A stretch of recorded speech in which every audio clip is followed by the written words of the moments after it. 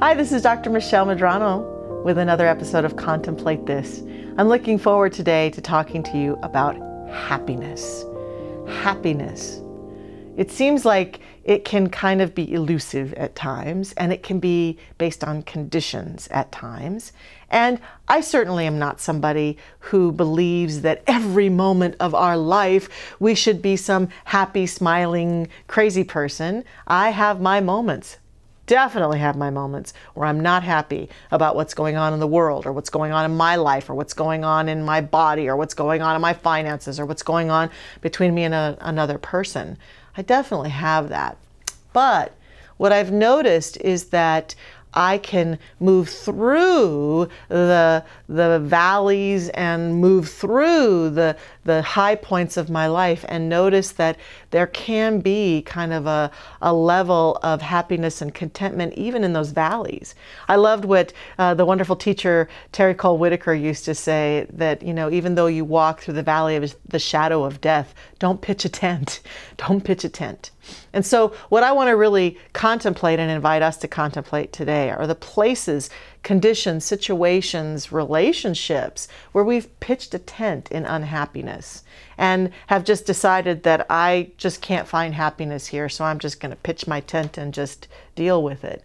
When in reality, we can find that happiness becomes a more powerful part of our experience as we resolve and smooth out those places in our life where we're prone to being unhappy.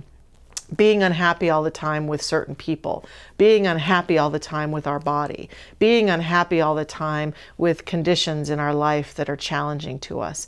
And that really being able to transcend and solve those issues and even feel a greater sense of ability to move forward isn't going to happen when we cling to our unhappiness and our disgruntledness about them. Did I just make that word up? I don't even know if that's a real word, but disgruntledness. And so this is just an invitation to consider up-leveling our energy a little bit more and asking ourselves, can I contemplate that situation, relationship, or condition that I think I'm so unhappy with my happy mind? And so I will often feel myself moving through the rhythm of my day and feeling all happy and content and joyful, and then challenge myself in that moment to say, okay, if I'm in this happy place, I'm in my happy place, how could I think about so-and-so or thus and such from my happy place?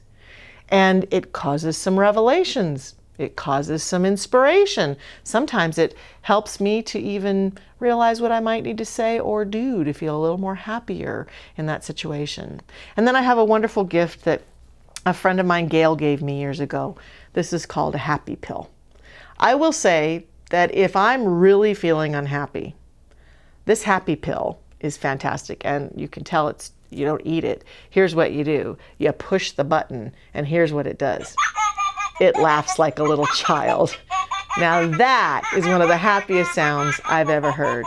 And in the space of that, when I'm in that happy place, what I know is happening is that something is being launched in my brain. New synapses, new chemistry is being launched in my brain. And it's in that precise moment that I could turn to something that I've said to myself I'm unhappy about, and revelations flow. So find your happy place. We all have our happy pills. It might be going to the mountains, taking a hike. It might be taking a warm bath. It might be meditating. It might be with a little happy pill like this. It might be reading poetry by Rumi or something. But allowing ourselves to take our mind consciously to a happy place and then contemplate something else is a great way to move forward in life. Go forward. Have a happy pill today. Thanks for contemplating this with me. Please leave your comments or questions below. I love hearing them. Bye.